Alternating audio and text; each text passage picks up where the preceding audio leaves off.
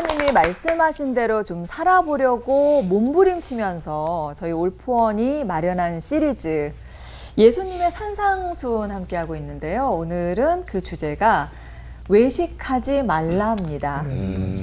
예수님의 공식 지정 금지 단어가 되고 말았는데 되다시피 했는데 외식하면 어떻게 정의를 내려야 될까요? 외식 한자 뜻 그대로 누구에겐가 보여주려고 혹은 인정받으려고 하는 위선적인 겉모습만의 행동, 속과 겉이 다른 행동, 그렇게 정의 내릴 수 있지 않을까요? 네, 그 정확한 말씀이죠. 그리고 이제 헬라어로는 외식하는 자, 이게 이제 히포크리테스라는 단어가 쓰였어요. 근데 이 히포크리테스라는 말의 그 의미는요, 고대 헬라 시대에 이제 연극 있잖아요. 그 연극 같은 걸 할 때 그때 해설자나 또는 뭐 전체적인 합창이나 이런 게 나오는데 그 응답하는 사람들. 그러니까 외식한다 이 말은 사실은 원어적인 측면에서 본다면 연극하는 것. 그러니까 진실한 삶의 태도와 다르게 연기한다. 가식적이고 대본의 의도성을 가지고 또 사람들에게 보이려고 하는 거. 연극의 특징이 그런 거 아니겠어요? 네. 일부러 감동을 주려고 한다든지. 그리고 이제 연극하는 사람은 자기의 본질, 본성과 실제로 자기가 지금 하고 있는 것은 완전히 동떨어져 있죠. 네. 그러니까 이거 이중인격자 같은 느낌, 이런 것들을 원어적인 측면에서 보면 그 외식하는 자 그렇게 이야기하는 것 같아요. 네. 이미 정확하게 다 얘기해 주셔가지고 네, 외식한다는 거의 가장 현실적인 표현이 겉과 속이 다르고 말과 행동이 다른 그런 모습들을 표현하신 거 아닌가 싶어요. 네. 근데 위선자라고 하니까 확 느낌이 그러네요. 달라져. 반응이 그죠? 그쵸. 되게 기분 나빠요. 그렇죠. 저도 그렇겠습니다. 뭐 위선자 말이 심하네 하겠죠. 근데 이렇게 겉과 속이 다른 이중인격자 취급을 하는데 누가 기분이 좋겠어요. 당연히 기분 당연히 안 좋죠. 네. 그 외식과 위선 어감이 확 다른 것 같아요. 이 유명한 말씀, 예수님이 하신 말씀 있잖아. 이 독사의 자식들아. 그래서 이쪽으로 회칠한 무덤 같은 자들아. 이 말씀이 그러니까 이 위선자들아 라고 하시는 뜻이었네요. 예. 지금 오늘 우리가 살펴보긴 하지만 우리가 위선자라는 말을 들을 정도의 말과 행동을 우리가 하고 사는지 그 정도는 아니라고 보는데요, 목사님. 어떻게 생각하시나요? 네. 그게 문제인 거죠. 그게 문제인 거죠. 그러니까 외식은 두 종류의 외식이 있는 것 같아요. 물론 이제 세부 나오면 더 있겠지만 알고 하는 외식이 있고 모른 채 하는 외식이 있고. 모른 채. 예, 나는 외식인 줄 모르고 하는데 그게 외식인 거죠. 사실 어떻게 보면 예수님은 그 부분에 있어서도 지적하시는 것을 숨기지 않으셨던 것 같아요. 설교 시간에 얘기하겠습니다. 네. 저는 다른 분들은 모르겠는데 저 스스로가 이번 말씀을 준비하면서 내가 참 큰 위선자였구나. 에이, 독사야. 네, 사실 제가 무언가를 이렇게 알려드리려는 선포라기보다는 스스로에게 외치는 회개의 외침으로 아마 말씀을 전하게 될 것 같아요. 네. 가면 증후군이라고 하는데 어떤 이제 행동을 자기가 잘 해놓고도 예. 아 이건 우연이에요. 아 이거는 하나님 은혜입니다라고 말하는 이유 중에 어떤 외식이 들어가냐면 많은 능력 있는 사람들 사이에서 자기 실력이 나중에 뽀록 날까봐 미리 방어 기제가 작동하는 거죠. 그래서 사실은 이게 우연입니다라고 말하지만 사실은 자기 실력이었거든요. 근데 가면을 쓰는 거죠. 자기는 부족한 것처럼. 네, 그래서 사실도 인정하기가 어려운. 그래서 뭔가 나중에 자기에 대한 평가절하가 나타날까봐 두려워하는 것도 또 외식일 수 있다. 막 대단한 것만이 아니라 그래서 이 가면 증후군이 뭐 목회자인 저희들에게 특히 많은 것 그런 생각도 듭니다. 예수님께서 외식하지 말라 이렇게 강조하시던 그 장면 속으로 아마 목사님들이 저희를 안내해 주실 것 같습니다. 박태남 목사님부터 시작하시겠습니다. 네. 옛날에 바리새인들이 어느 정도로 11조를 했냐면 박하, 구취제죠. 구취 제거제, 민트입니다. 민트. 회향.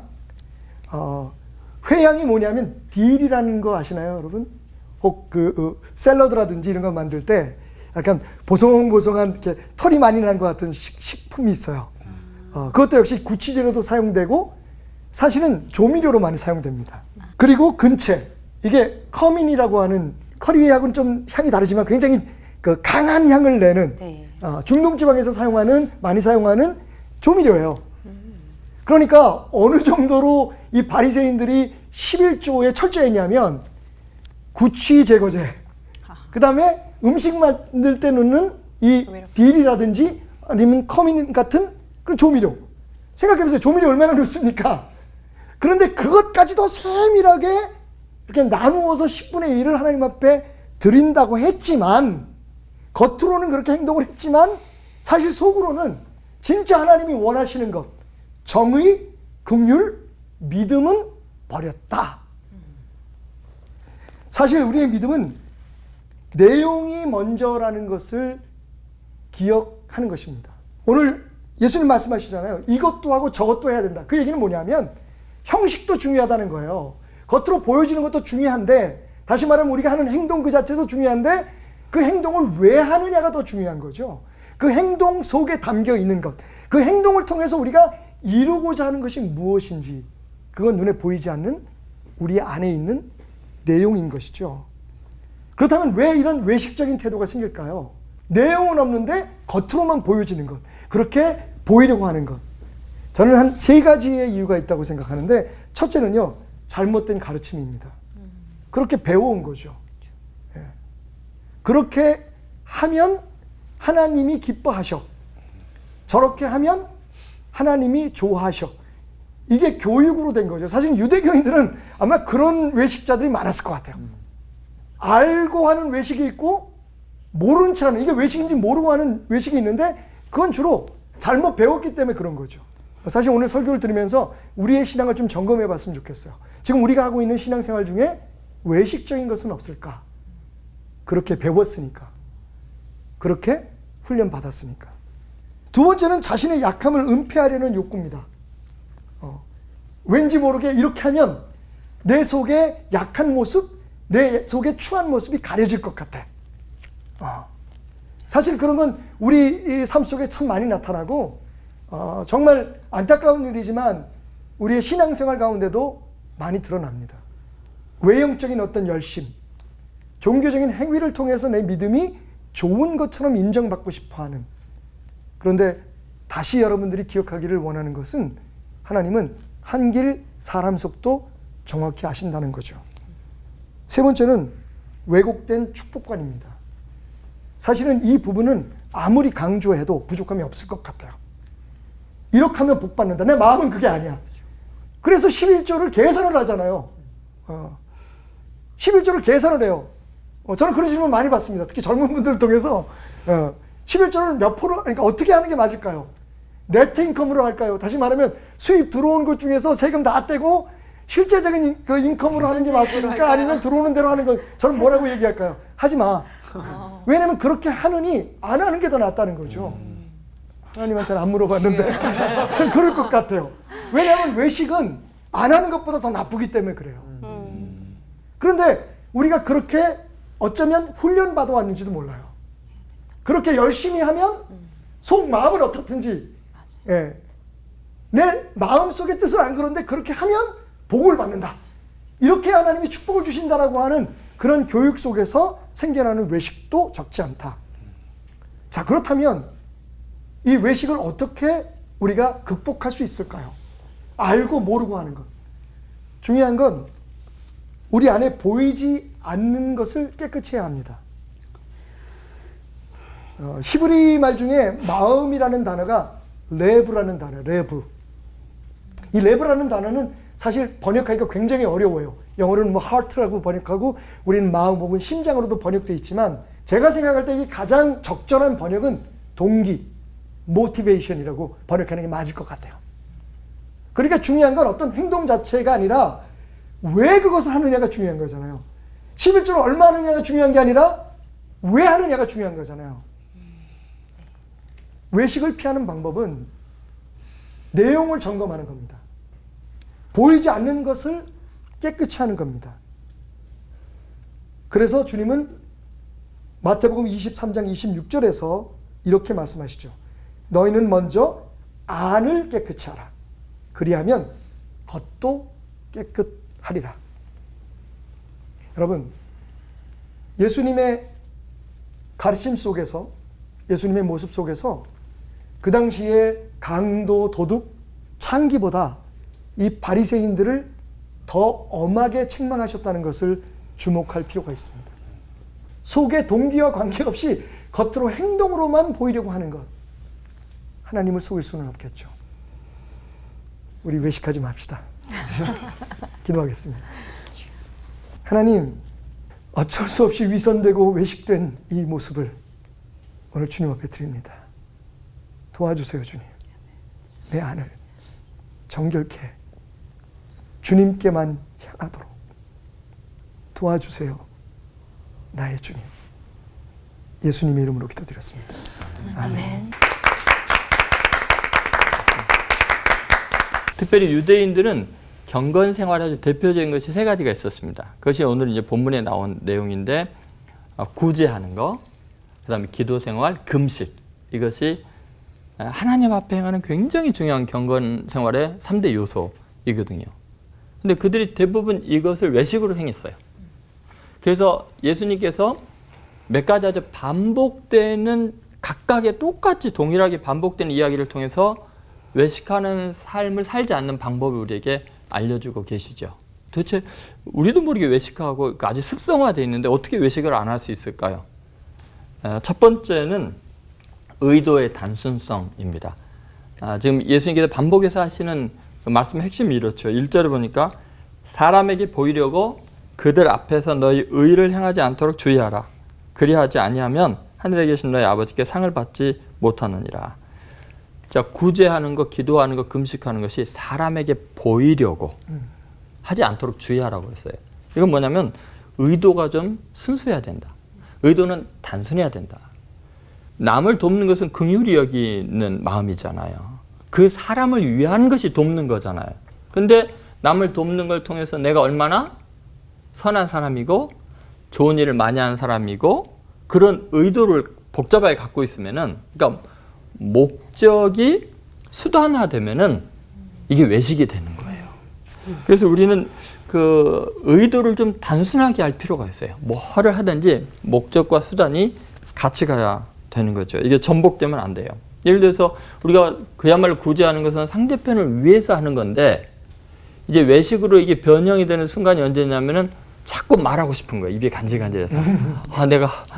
그리고 이제 더 심각한 건 뭐냐면 내가 정말 도와줬는데 고맙다는 말을 안 해. 다른 데서 나에 대해 흉을 봐. 그러면 이제 속에서 분노가 치밀어 오르죠. 그 사람이 나한테 인사 안 했다고 화가 안 날 거예요. 내가 자기를 어떻게 도와줬는데 나한테 고맙다는 말 한 자리 안 해. 이러면서 자기가 행한 선행 때문에 그 사람을 평가하고 미워하고, 안 도와줬으면 관계가 안 깨어질 텐데 관계까지 깨져요. 그러니까 외식이라는 게 이렇게 무서운 거예요. 그러니까 우리는 단순해야 돼요. 그래서 우리는 순수함을 유지하는 거, 의도의 단순성, 그것을 잘 한번 생각해 봐야 되겠죠. 두 번째는 태도의 당위성이에요. 오늘 본문에 아주 신기한 게 그 3절에 너는 구제할 때 오른손이 하는 것을 왼손이 모르게 하여 이렇게 말하잖아요. 여러분 뭐 환자인가요? 오른손이 하는데 왼손이 모르면 이거 문제가 심각한 거예요. 정신적으로 육체적으로. 여기에 바늘로 콕 찔렸는데 안 아파. 그러면 이게 문제잖아요. 그러니까 이게 의미가 뭐라고 생각하십니까? 그러니까 여러분 왜 모를까요? 오른손이 하는 일을 왼손이 왜 모를까요? 그거는 자기가 지금 특별한 의미를 두고 하는 게 아니고 일상이라는 거예요. 우리가 태도의 당위성을 생각한다면은 이게 자연스러운 것이지 특별한 게 아니에요. 그럼 외식이 안 된다는 건 뭐냐면 내가 오른손이 아니고 왼손이 모르게 하는, 일상화되어 있는 거죠. 기도가 특별한 게 아니고 일상화된 거예요. 그 음식도 하나님 앞에서 내가 힘들 때는 하는 거죠. 그 다음에 세 번째는 결과의 은밀성이에요. 외식을 안 하는 굉장히 중요한 건 뭐냐면 결과의 은밀성을 한번 생각해 보세요. 그 18절에 나와 있고 계속 반복되는 표현이에요. 이는 금식하는 자로 사람에게 보이지 않고 오직 은밀한 중에 계신 내 아버지께 보이게 하려 합니다. 은밀한 중에 보시는 내 아버지께서 갚으시리라. 그러면 신앙은 신비에 속하죠. 기밀 유지가 대단히 중요합니다. 왜냐하면 예수님 말씀하면 하나님은 영이시다 그랬죠.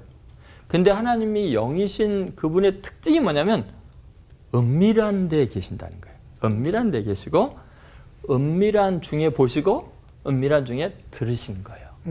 다시 말해서 우리가 엑스레이를 찍을 병원에 갈 때요. 아무리 화장 잘해도 엑스레이 안 나와요. 그러니까 하나님의 시선은 은밀한 것만 보실 수 있는 거예요. 은밀한 중에 행한 것만 들을 수 있는 거예요. 은밀한 중에 계시는 분이니까. 그럼 우리는 은밀한 중에서 행하고 은밀한 가운데서 진행이 될 때만 하나님에게 인식이 되는 거예요. 그걸 예수님 이야기를 분명히 그렇게 하셔요. 그런데 사람들에게 떠버리고 사람들 다 들리게 해버리면 그 순간 하나님은 뭔 일이 있었냐? 하나님이 인식을 못 하신다는 거예요. 그래서 우리는 어떤 외식을 피할 때 결과의 은밀성에 대해서 좀 심사숙고해야겠다. 근데 예수님께서 보면은 그런 이야기를 자주 아무도 몰라줘도 너희들이 다 떠나가도 내 아버지께서 나와 함께 하십니다. 아무도 내가 십자가에 죽는 거 고난당하는 거 그런 거 몰라도 괜찮다. 아버지께서 아시기 때문이다. 그분의 의도가 굉장히 단순하죠. 아버지께서 하라고 주신 일을 할 뿐이다. 예를 들어서 내가 죄인들 위해서 십자가에 죽는 거 당연하지가 아니라 예수님 뭐라 그래요? 내가 영광을 받을 때가 왔도다. 그러니까 당위성 정도가 아니라 그렇게 남을 돕고 대신 죽는 것이 영광이라고 생각할 정도죠. 그럼 그런 마음을 우리가 갖는다면은 외식하지 않게 되겠죠. 너무 고맙습니다. 내가 돕는 것이, 기도하는 것이 하나님 얼마나 감사한지 모르겠습니다. 그렇게 외식을 피하는 이 세 가지 방법 뭐였죠? 의도의 단순성, 그 다음에 태도의 당위성, 당연한 것, 결과의 은밀성. 그것으로 외식을 극복하는 여러분과 제가 되기를 간절히 소망합니다. 기도하겠습니다. 하나님 아버지, 성령님께서 우리의 마음을 감동하셔서 주님이 주신 말씀 마음에 새기고 순종하게 하여 주옵소서. 아멘. 예수님의 이름으로 기도드립니다. 아멘. 네, 저는 청년 사역을 이렇게 오래 하다 보니까 우리 청년들이 쓰는 이렇게 줄임말을 잘 알아들어야 되는 그런 당위성을 갖고 삽니다. 제가 몇 개 좀 퀴즈처럼 내볼 테니까 한번 맞춰보세요. 꾸안꾸가 뭔지 아세요? 꾸미지 꾸안꾸? 않는 듯 안 그렇죠. 꾸미지 않는 목사님 이렇게 젊으신 것 같습니다. 꾸안꾸 저는 처음에 무슨 과자 이름인 줄 알았습니다. 꾸민 듯 안 꾸민 듯. 복세 편살. 복잡한 세상 편하게 살자. 갑분싸. 이건 잘 아시죠? 예. 갑자기 분위기가 싸해진다. 제가 왜 이 줄임말을 얘기했냐면 겉바속촉이라는 이 줄임말을 말씀드리고 싶어서. 이건 이제 다 아시죠? 네. 겉바속촉. 겉은 바삭하고 속은 촉촉한 거. 대표적인 음식이 치킨에 해당될 텐데 겉바속촉의 치킨, 뭐 삼겹살 너무 맛있죠? 그런데 이 겉바속촉이라는 표현이 사람에게 해당되면 참 별로에게 됩니다. 오늘 우리가 외식, 위선 이런 부분에 이야기를 하는데 이 겉바속촉이라는 단어가 생각났어요. 겉과 속이 너무나 다른 거죠. 주님께서도 이 외식하는 것이 얼마나 심각한 부분인지 우리 아까도 나눴지만 회칠한 무덤과 같다라고 이야기를 하셨어요. 우리나라는 좀 문화가 달라서 그런지 모르겠지만 유대인들은 이 시체를 가까운 산이나 동굴, 땅굴을 파서 그 안에 이제 시신을 모셔두었는데 보통 그것이 사람들이 많이 다니는 길가에 그렇게 있었다고 합니다. 그래서 유대인들이 이 시체를 만지는 것을 굉장히 부정하게 여겼기 때문에 이곳은 무덤입니다를 오히려 드러내기 위해서 흰색 이 회칠을 쉽게 말하면 흰색 페인트를 이렇게 벽에다 발라둔 것이죠. 그래서 겉은 깔끔하게 흰색으로 이렇게 되어 있지만 그 안에서는 시신이 썩어가는 그런 겉과 속이 달라도 너무나 다른 그 모습을 주님이 말씀하신 것이고 무덤과도 같다는 거 굉장히 심각한 질책이라고도 할 수 있는데요. 바리새인들이 그런 모습으로 살아갔다는 것이죠. 왜 그들은 회칠한 무덤이 되었을까요? 성경은 우리에게 이렇게 이야기합니다. 마태복음 23장 28절에 이와 같이 너희도 바리새인들을 향해 주님이 하시는 말씀이에요. 겉으로는 사람에게 옳게 보이되 안으로는 외식과 불법이 가득하도다. 산상수훈이 있는 마태복음 6장에도요. 사람에게 보이려고 그들 앞에서 너희의 의를 행하지 않도록 주의하라. 이와 관련된 글을 하나 본 적이 있습니다. 우리 안에 외식과 불법이 만들어지는 이유는 하나님이 아닌 사람에게 보이기 위해 행동하며 살아가기 때문입니다. 하나님은 우리의 중심을 보시지만 사람들은 우리의 겉모습을 보지요. 그러니 사람들에게 잘 보이는 것이 목적이라면 겉모습만 치장하면 됩니다. 글은 이렇게 이어졌어요. 사람들을 신경 쓰면 우리의 더러운 것을 가리기 위해 애쓰지만 하나님을 신경 쓰면 우리의 연약하고 더러운 부분이 더 잘 보이도록 하나님 앞에 나오지요. 아멘. 그래서 저는 오늘 이 짧은 메시지의 포인트를 우리는 과연 누구의 시선을 신경 쓰며 사는가, 누구의 눈치를 보며 사는가에 좀 집중해 보고 싶었어요. 쉽게 말하면 사람 눈치 보고 사람 신경 쓰면 자연스럽게 외식하는 자, 위선자가 되는 것입니다. 반면에 하나님 눈치를 보고 하나님 신경을 쓰고 살면 겉과 속이 동일한 참된 하나님의 사람이 될 수 있는 것이죠. 근데 성경을 보다 보니까 사람 눈치를 보다가 망한 사람들이 등장하더라고요. 오늘 계속 우리가 다루고 있는 바리새인들 마찬가지죠. 겉으로는 열심히 신앙생활했고 하나님이 말씀하신 율법들을 다 지켜 행했지만 예수님의 구원의 반열에 들지 못하는 그런 망한 인생이 될 수밖에 없었고요. 성경에도 보면 사울 왕이 굉장히 사람 눈치를 많이 봤던 사람으로 볼 수 있습니다. 주님이 사무엘을 통해 명령하시죠. 아말렉 족속을 진멸하라고. 그때 사울 왕이 다 진멸하지 않고 소중하고 귀한 것들을 다 남겨둡니다. 그래서 사무엘이 찾아가서 사울 왕을 질책할 때 이런 대답을 해요. 사울이 이르되 그것은 무리들이 아말렉 사람에서 끌어온 것인데요. 백성이 당신의 하나님 여호와께 제사하려고 데리고 온 거예요 라고 이야기를 해요. 무슨 말이냐면 나는 그러고 싶지 않았는데 무리들이 원해요. 백성들이 원해요. 내가 그래서 그렇게 한 거예요. 사람을 신경 쓴 거죠. 하나님의 말씀보다 사람들의 반응과 무리들의 반응을 신경 쓴 거예요. 그럼에도 불구하고 사무엘이 그것이 잘못됐다라고 하나님이 너를 버리셨다라고 이야기를 함에도 불구하고 끝까지 어떤 대답을 하냐면 이어지는 사무엘상 15장 이렇게 되어 있습니다. 사울이 간청하였다. 내가 죄를 지었습니다. 그러나 나의 백성 이스라엘과 백성의 장로들 앞에서 제발 나의 체면을 세워주시기 바랍니다. 나와 함께 가셔서 내가 예언자께서 섬기시는 주 하나님께 경배할 수 있도록 해주십시오. 끝까지 하나님이 너를 질책하셨다, 하나님이 너를 버리셨다 하는 상황에서도 하나님 눈치를 보며 회개하기보다 자기 체면을 세워달라고 이야기를 하죠. 사울 왕이 어떻게 인생의 말년을 맞이하게 되는지 우리가 잘 알고 있습니다. 이처럼 사람 눈치 보며 사는 이유가 우리가 무언가를 그걸로 인해서 잘 될 것 같고 칭찬받고 인정받고 내 인생 성공할 것 같아 보이지만 결국 사람 눈치를 보면 망하게 되어 있습니다. 그러나 하나님의 눈치를 보며 살았던 사람들은 처음에는 그의 인생이 힘든 것 같지만 결국에는 하나님께서 승리로 이끄시는 일들이 많죠. 대표적인 인물은 요셉이라고 생각합니다. 요셉은 어딜 가서나 하나님 앞에서 범죄할 수 없고 하나님이 함께 하시기 때문에 그 하나님의 시선을 의식하면서 그 모진 광야 가운데서도 승리하는 인생을 살아갈 수 있었습니다. 우리가 참된 신앙인이라면 사람의 눈치를 보기보다는 하나님의 눈치를 볼 수 있는 그런 정직한 사람들이 되어야 합니다. 사도 바울은 갈라디아서 1장 10절에 이렇게 이야기하고 있습니다. 이제 내가 사람들에게 좋게 하랴 하나님께 좋게 하랴 사람들에게 기쁨을 구하랴 내가 지금까지 사람들의 기쁨을 구하였다면 그리스도의 종이 아니니라.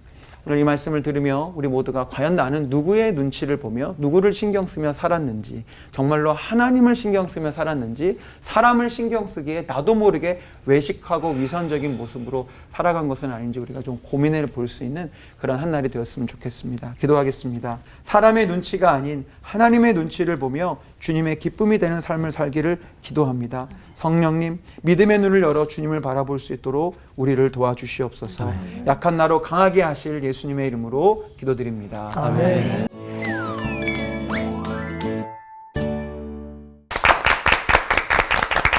아까 목사님께서 설교 준비하면서 나 자신을 돌아보는 그런 성찰의 시간이 되었고 나의 고백을 하는 시간이 될 것이다라고 얘기를 하셨는데 설교 들으면서 저에게도 그런 시간이 된 것 같습니다.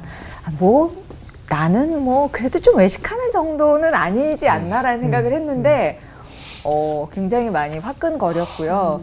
그렇잖아요. 남들은 몰라도 나는 알잖아요. 그렇죠. 내 마음을 알고 내 속 중심을 알죠. 저도 역시 많이 찔렸는데 우리 신앙과 삶에서 이런 식으로 어떤 식으로 이제 이 전형적인 외식의 모습들이 나타나는지를 한번 좀 이렇게 풀어서 말씀해 주시면은 그 실체를 우리가 먼저 직면하고 가는 게 좋을 것 같다라는 생각이 들거든요. 예, 우리 목사님들께 부탁드리겠습니다.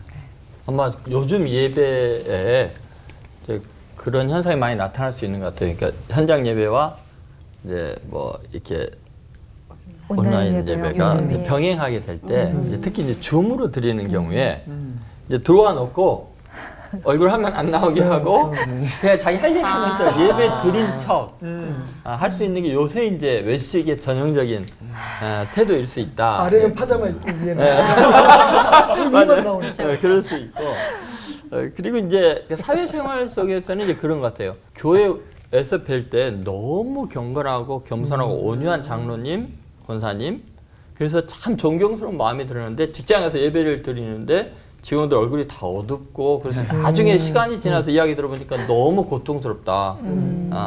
너무 이기적이고 너무 돈밖에 모르고 너무 비인격적으로 대해서 자기네들이 교회 가는 게 싫다. 이제 그런 경우가 있을 수 있고요. 그리고 이제 목회자인 저희 같은 경우는 이제 외치는 설교 내용이 복음이잖아요. 근데 그 복음의 본질은 내가 죄인이라는 것이고 오직 예수님의 은혜로 구원을 받았다는 사실인데 목회를 하면서 이제 실수를 하게 되는 게 나는 다른 성도들이나 다른 교육자들에 비해서 특별한 존재로 착각을 하는 거예요. 그러니까 복음을 외치면서 복음적이지 않은 인격이 형성이 되고 복음적이지 않는 태도로 교회를 운영하고 권위의식에 차 있고 그럼 나도 모르게 깜짝깜짝 놀랄 때가 있죠. 내가 설교하는 내용과 내가 목회하는 방침이 다를 경우에 그것처럼 심각한 외식이 어디 있겠어요. 그런 것들을 이제 돌아보게 되고 그런 것 같습니다. 두 분은 다 이제 담임 목사님들이시지만 저는 이제 부목사이기 때문에 계속 그런 꿈을 꾸며 살아요. 나중에 내가 담임 목회를 하게 되고 또 주님이 맡겨주신 교회를 이렇게 세워갈 때 우리 교회의 표를 뭘로 잡지? 막 이런 생각하는데 저는 그 중에 하나가 여러 개가 있습니다. 그 중에 하나가 예배가 삶이 되고 삶이 예배가 되는 교회, 교인 이런 생각을 하고 살아요. 왜냐하면 저는 크리스천의 가장 흔한 외식 중에 하나가 예배 드릴 때 예배당 안에서의 모습과 방금 목사님도 얘기해 주셨지만 그 밖에서 주중의 모습, 또 예배당 바깥에서의 모습이 너무나 다르다는 것을 스스로를 통해서도 보고 성도들의 모습을 통해서도 이렇게 보면서 과연 우리가 드린 예배는 뭐지? 라는 생각을 할 때가 있어요. 이렇게 늘 기억나는 하나의 사건이 있는데 제가 전도사 시절에 저희 교회 수요 예배가 오전에 있습니다. 그래서 수요일 날 오전 예배 이렇게 마치고 이제 점심 식사를 가기 위해서 이렇게 딱 주차장에 내려갔는데 제 차가 심하게 긁혀 있는 거예요. 누가 긁고 가신 거예요. 그건 못 참지. 네. 근데 그 시간이 언제냐면 수요 예배를 마친 시간이에요. 아무래도 수요 예배를 들으신 분 중에겠죠. 그때는 더 젊을 때라 그런지 저도 그 약간의 혈기 때문에 반드시 이 차를 긁고 간 분을 잡으리라는 마음으로 이제 교회 CCTV를 막 이렇게 봤어요. 봤는데 얼굴이 이렇게 흐릿해서 누군지는 이제 잡지 못했지만 예배를 드리고 내려오신 한 여성 권사님이신 것 같아 보이더라고요. CCTV에 본인이 차를 긁고 확인하고 그냥 가시는 장면까지 찍혔는데 뭐 교회 안에서도 이걸 막 또 뭐 찾아내고 하는 게 덕이 되지 않을 것 같아서 그렇게 넘어갔지만 제 안에는 항상 그게 하나의 예화처럼 새겨져 있어요. 이분은 분명 지금 예배를 드리고 내려오셨을 텐데 이렇게 그냥 가버린 그의 삶의 예배는 무엇일까라는 것들을 이렇게 좀 보게 되면서 하나의 저한테는 좀 상징적인 사건이었지만 그 후로 저 스스로에게도 계속 물어봐요. 내가 지금 예배도 드리고 예배도 인도했고 설교도 했는데 과연 나는 주차장부터 시작되는 나의 삶이 예배를 드리는 삶과 동일할까라는 생각을 하게 되죠. 두 분 목사님 설교에 굉장히 그 공감하면서도 한 가지 조금 제 마음속에 제가 느끼는 건 여기서 예수님이 말씀하신 외식은 철저하게 신앙적인 행위에 대한 지적이었다는 것을 놓치면 안 될 것 같아요. 왜냐하면 우리의 삶에서 다른 사람들에게 뭐 보여주려고 하는 행동 그 자체까지 확장을 시키자면 예수님의 그 직접적인 이 가르침에 약간 손상이 가는 거예요. 그래서 예를 들면 성경에 나오는 대부분 외식하는 사람들의 불행은 저는 오히려 사울이나 빌라도보다는 가인 아니면 아나니아와 삽비라 예배 잘 드렸는데 죽은 사람들이에요. 그죠? 그러니까 예수님이 외식하는 사람들이라고 지적한 이 바리새인들에 대한 교훈은 선상수훈의 교훈은 하나님 앞에서의 모습이잖아요. 근데 물론 확장하면 이게 다른 사람들과의 관계에 있어서도 이해가 되는 거지만 저는 오히려 이 부분을 우리 종교적 행위, 신앙적인 모습에서 찾는 게 맞겠다. 예수님은 그걸 지적하신 거예요. 너희들 예배가 아니야. 너희들 헌금이 아니야. 거기에 대해서 하나님 앞에 우리가 하는 행동에 대한 외식을 얘기하는 거지.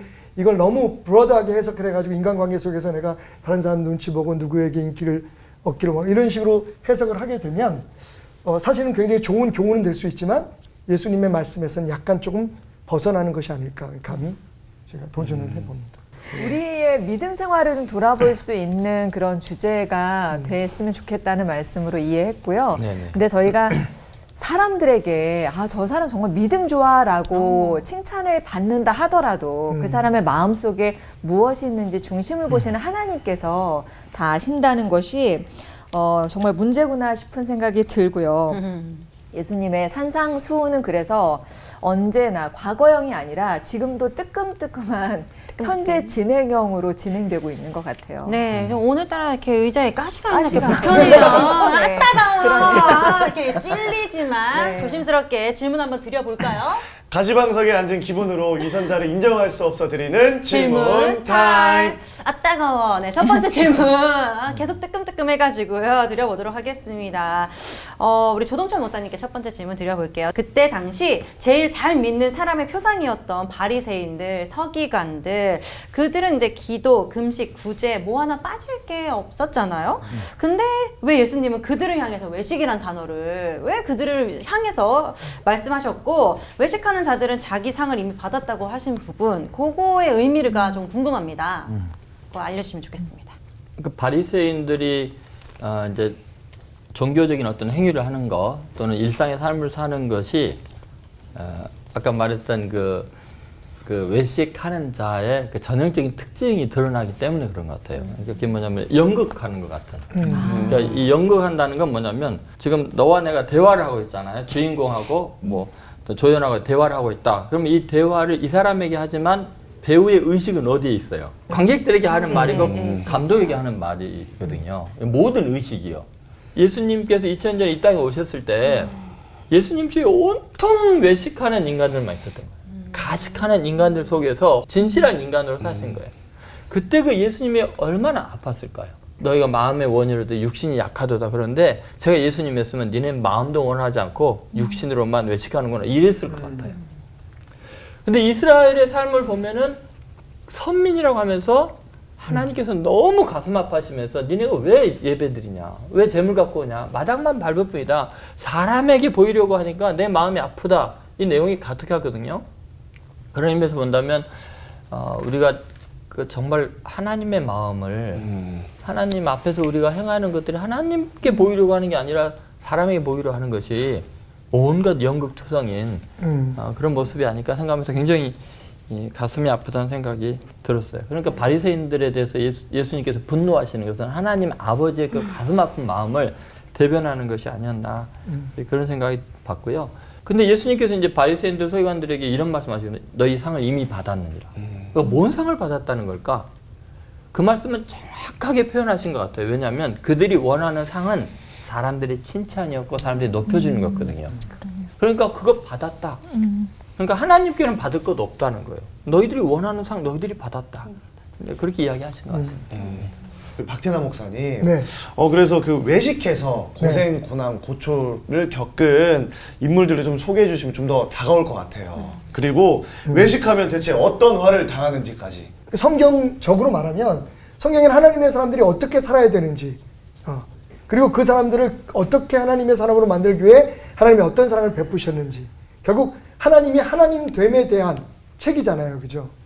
그래서 아까 제가 잠깐 이제 그 목사님들하고 말씀을 나누면서 지적했던 게 성경에 나오는 외식은 예수님께서 외식하지 말라고 하는 외식은 저는 하나님 앞에서의 자세를 말하고 있다고 봐요. 대표적인 인물들이 가인이죠. 가인은 사실 어떻게 보면 아벨보다 더 값비싼 제사를 드렸는지도 몰라요. 그런데 제사 잘못 드려서 망했어요.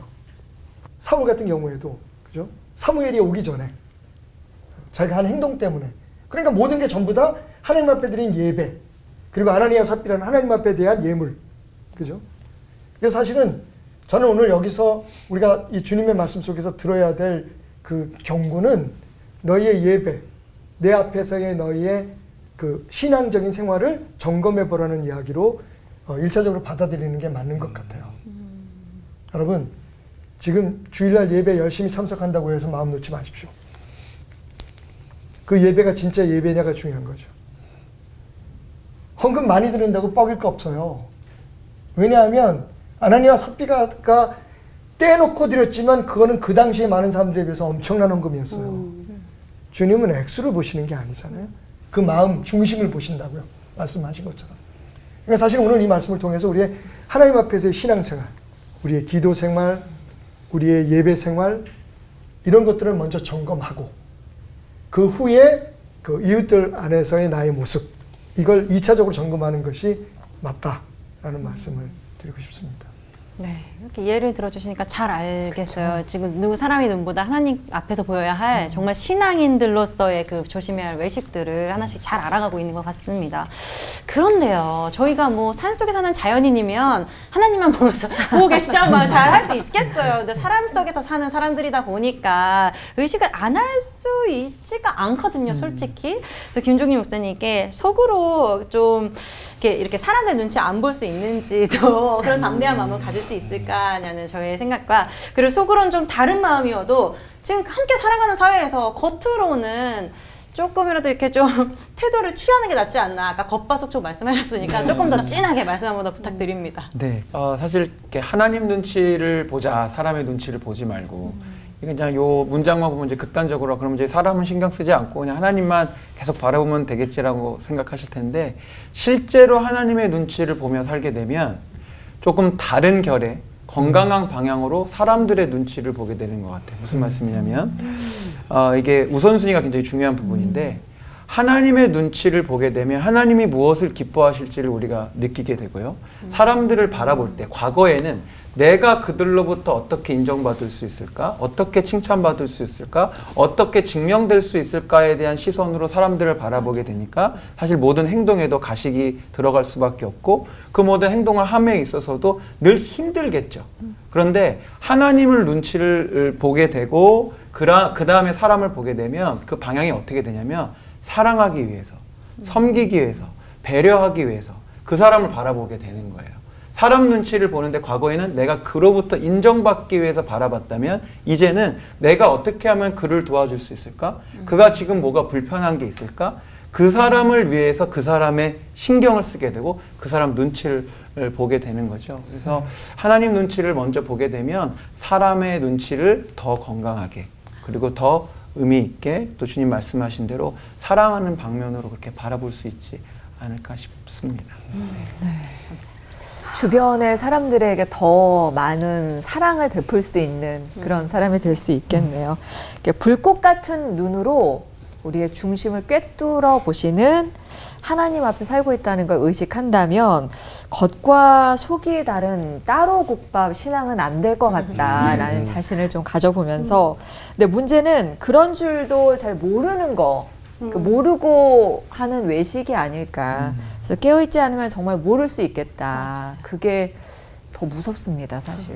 근데 막 이야기하다 보면 자신도 모르게 위선적인 말과 행동을 할 때가 사실 있더라고요. 근데 그런 자신의 모습을 깨달았을 때 교회를 가고 싶지 않은, 너무 창피하니까, 예, 가고 싶지 않은 마음이 들을 때도 있고, 내가 너무 위선자 같다라고 이제 목사님들께서 그런 때가 있으셨는지 궁금하고, 또 신앙인들은 어떤 태도로 이런 것들을 어떻게 좀 헤쳐나갈 수 있을까, 뚫고 나갈 수 있을까, 방법을 좀 안내를 해주시면 참 좋을 것 같습니다. 네. 제가 위선자 같았을 때 매 순간인 것 같습니다. 왜냐하면 아까도 말씀드렸지만 이 위선, 외식의 가장 대표적인 모습이 말과 행동이 다른 부분들인데요. 어느덧 이렇게 저도 짧지만 이렇게 목회의 과정이 점점 길어지고 설교의 횟수가 많아지고 이렇게 하면서 저 스스로를 돌아보니까 말을 무지 많이 하고 있더라고요. 좋은 말, 바른 말, 성경적인 말, 청년들 앞에서, 성도님들 앞에서 말을 너무 많이 하다 보니까 이제 그게 오히려 저에게 큰 덫이 되어져 가는 걸 느껴요. 나는 그 말한 대로 아직 살아갈 준비도 그런 깊은 아직 신앙까지 나도 한 개인으로서 자라나지 못하고 있는데 전하는 자리들이 많다 보니까 이렇게 말을 많이 하게 되고, 그래서 사실은 성도님들 앞에서 내 삶이 위선적으로 보일까 봐에 대한 걱정도 물론 있지만 가장 제가 걱정하는 건 저희 가족들 앞에서예요. 저희 아내와 아이들 앞에서. 왜냐하면 이 아내와 아이들 앞에서 저의 있는 모습 그대로의 삶이 드러나기 때문에 이들이 보기에 우리 남편은 혹은 아빠는 위선자야 교회 가서 하는 말과 교회에서 행동과 집에선 달라라는 이야기를 듣고 싶지 않아요. 그건 저의 평가 때문이 아니라 그런 저의 모습 때문에 저희 아내나 저희 아이들의 믿음이 떠나가면 안 되잖아요. 그래서 항상 그 부분에 있어서는 늘 뭔가 큰 부담감을 가지고 오히려 말을 많이 하기 때문에 그렇게 살아가는 것 같은데요. 많은 신앙인들이 계속 그런 고민들이 있으실 것 같아요. 정말 내가 예배도 드렸고 이런 말도 하고 듣기도 했는데 과연 나는 이렇게 잘 살아갈 수 있을까? 이런 자괴감이 많게 드는데 제가 예전에 찬양 사역을 할 때 저희 함께 하는 청년들 중에 그런 이야기를 한 적이 있어요. 목사님, 저는 나의 생명을 드리니 이 찬양은 못 부를 것 같아요. 왜? 그랬더니 이렇게 살지 못하는데 이렇게 찬양하는 건 너무 가식이고 위선 아니냐는 거예요. 처음엔 되게 기특한 얘기인 것 같은데 제가 가만히 생각해 보니까 이건 사탄이 좋아할 생각 같더라고요. 무슨 말이냐면 정말 그렇게 살기 때문에 찬송을 할 수 있다면 찬송할 수 있는 사람은 아마 많이 없을 거고 그렇게 부를 수 있는 노래도 많지 않을 거예요. 나의 생명의 일부만 드릴게요. 뭐 이런 찬양 없잖아요. 그래서 제가 그 청년한테 적당히 드리세요. 뭐 이런 거. 알아서 가져가세요. 그래서 네 고백이 참 귀한데 우리는 그렇게 살지 못하기 때문에 역으로 그런 고백, 감히 살아낼 수 없는 고백들을 계속 반복해서 찬양하고 고백함으로 그 고백을 받으시는 주님이 우리를 그렇게 만들어 가시지 않을까라는 얘기를 하게 됐어요. 오늘 설교를 준비하면서 그 사건이 생각났던 건 무엇이냐면 저는 말씀대로 살아갈 자신이 없어요. 저는 제가 들은 대로 살아갈 자신이 없어요. 그래서 저는 이 믿음의 삶을 포기할게요. 라고 얘기하는 게 마치 그 청년의 그 질문 같았어요. 나의 생명을 드리지도 못할 텐데 그 찬양을 내가 어떻게 불러요? 제가 이렇게 겉과 속이 동일하게 정직하게 살지 못할 텐데 제가 어떻게 그렇게 살아요? 그것이 아니라 우리 신앙인들은 혹여라도 나의 가식을 느꼈다면, 나의 위선을 느꼈다면 저는 오히려 그것이 은혜라고 생각이 듭니다. 아까도 목사님 말씀해 주셨지만 가장 더 무서운 게 뭐냐면 내가 위선인 줄도 모른 채 하는 위선이 가장 무서운 위선이라는 생각이 들거든요. 어느 순간 아이고 내가 위선자 같은 행동을 하고 있구나.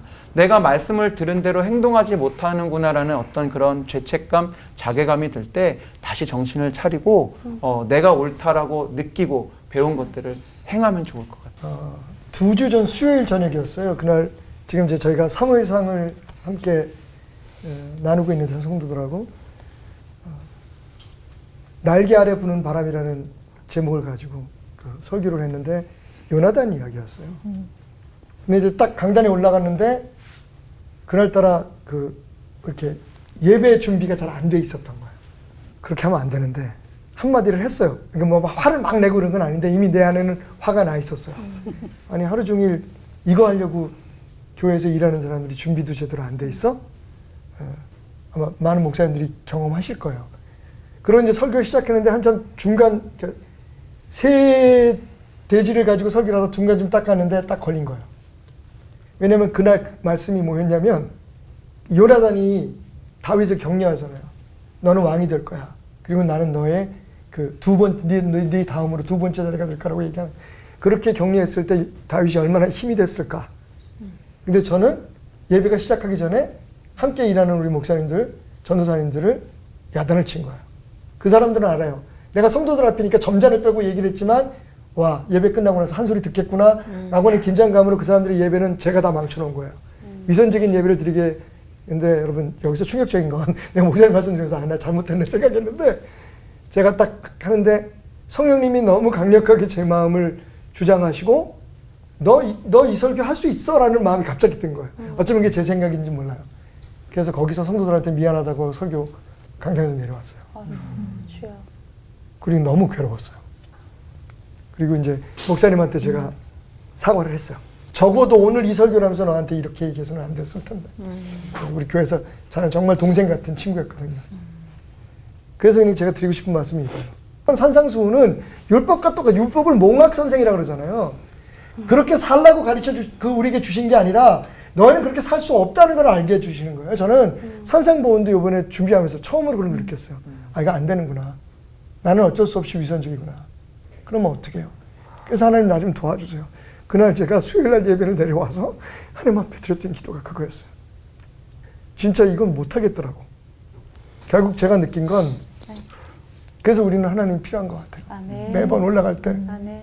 위선의 십자가를 지고 올라가는 거죠. 근데 많은 사람들이 이걸 우리의 힘으로 우리의 노력으로 바꿔보려고 해요. 할 수 있다고 가르쳐요. 오늘 저는 이 가르침 앞에도 여전히 그렇게 드리고 싶어요. 예배도 하나님이 안 도와주시면 우리가 이 위선적인 예배에서 벗어날 수 없고 메시지도 마찬가지고. 그래서 오늘 목사님 말씀 드리면서 제가 많은 생각을 또 하게 되는데 결국은 아까 말씀하신 것처럼 나는 할 수 없습니다를 고백하는 게 진짜 믿음인 것 같다는 생각. 또 다시 돌고 돌아. 나는 십자가 앞에 엎어질 수밖에 없구나. 하나님의 말씀을 대언하는 목사는 말씀을 준비하는 동안에 벌써 가장 먼저 나에게 하시는 말씀으로 느끼고요. 설교를 하면서 제1차 청중이 내 자신입니다. 제일 먼저 깨어지는 게 내 자신이고요. 그래서 목사님 같은 이런 그 훌륭한 삶이 또 목회자의 모습이 나올 수 있는 거죠. 근데 예를 들어서 이제 외식이라는 말을 저는 이렇게 생각해요. 여기의 상황과 저기의 상황이 다르다라는 개념보다도 이렇게 볼 수 있죠. 목사는 목사로서의 정직해야 될 면이 있는 거예요. 그리고 태도가 있고. 근데 내가 아버지가 돼서 딸들에게도 목사 노릇하면 그게 외식이라고 생각해요. 딸들에게는 아버지가 돼야 된다고 생각하고 아내에게 목사로서 대우받기를 원하는 것이 외식이라고 생각해요. 아내에게는 하나의 남편으로 낮아져야 되고 그리고 다른 사람들을 대할 때는 그들과 똑같은 죄인의 한 사람으로 하나님의 말씀으로 내 자신을 쳐야 되고 그런 대상으로 여기는 것이 외식하지 않는 거라고 생각해요. 근데 목사이면서 다른 사람들의 죄를 지적을 하면서 자기는 예외되어 있는 것처럼 이야기한다면 그게 외식이죠. 우리가 외식한다고 할 때 그 외식을 지금 극복할 수 있는 유일한 건 그래서 복음밖에 없는 것 같아요. 아까 말씀하셨듯이 산상보훈이 우리가 실천할 수 있기 때문에 그것이 은혜가 되는 게 아니라 이런 말씀 앞에서 도저히 설 수 없는 나를 용납해 주시고 이런 나이기 때문에 십자가에 보혈로 죽으신 그 주님의 은혜가 너무 감사한 것이 은혜죠. 아멘. 그러면은 아까 이야기했죠. 외식을 하는 내 자신 이게 아니고 온통 처음부터 끝까지 내 삶은 외식일 수밖에 없는데 이러한 나를 용서해 주시면서 내가 죄인인 걸 깨닫게 해주고 느끼게 해주시고 그러면서도 내가 하나님의 자녀로 인정해 주시는 그 하나님의 은혜에 대한 감격이 신앙생활이 아닌가, 예배가 아닌가. 그리고 이웃을 만나는 삶도 그것이죠. 그러니까 외식을 안 해야겠다가 아니라 내 자체가 그냥 외식밖에 없는 인간인데 회개할 일이 아니라 내 자신이 그런 존재인데 이러한 나를 참아내시는 하나님이 놀라운 것 같아요. 이스라엘 역사나 구약 성경을 보면요. 내내 책망하십니다. 니 왜 이러니? 니네들 왜 이러니? 근데 저 같으면요. 이제 그만할게. 니 알아서 해라. 그럴 것 같은데도 교만한 그들을 끝까지 그러지 말라고 계속 반복이 되거든요. 그것이 하나님의 사랑인 것 같아요. 어느 날 우리가 이렇게 고백한다면 사도 바울처럼 주님 제가 죄인 중에 괴수입니다. 그 순간이 외식을 벗어나는 유일한 순간인 것 같아요. 정직한 것 같아요. 그래서 목회를 하거나 성도들의 일상의 삶을 살거나 우리가 감사할 것밖에 없고 은혜밖에 없지 않는가. 그래서 다시 십자가 붙들고 복음으로 나아가는 것이 외식하지 않는 유일한 길인 것 같아요. 그래서 어쩌면 나는 정말 외식할 수밖에 없는 외식 덩어리입니다 고백하는 것이 가장 외식을 안 하는 그런 길이 아닌가 그렇게 생각을 합니다. 네. 우리가 얼마나 불완전하고 또 부족한 존재인지 그리고 우리 힘으로 할 수 없다라는 것을 인정하는 데서부터 하나님의 그 성령님의 도우심을 바라게 될 것 같고요. 오늘 또 이렇게 여기저기서 훌쩍훌쩍 눈물을 참으시느라고 그러셨는데 자려고 이렇게 오늘 밤 누우면 천장에 외식 생각이 많이 날 것 같습니다. 네. 자, 예수님 말씀을 읽다가 또 생활을 하다가 많은 삶의 질문들이 생기실 때 저희 올포원 시청자 질문 타임 이용하시면 좋을 것 같습니다. 아래 참여 방법 나가고 있으니까 많이 참여해 주시고요. 자, 오늘 끝인사 가식적인 이 위선자 이런 말을 적어도 하나님께는 덜 들을 수 있도록 노력하기로 결단하면서 힘차게 외치고 마치도록 하죠. 겉으로 그럴듯한 외식 말고 마음속부터 주님을 의식하며 하나 되는 시간 올포원!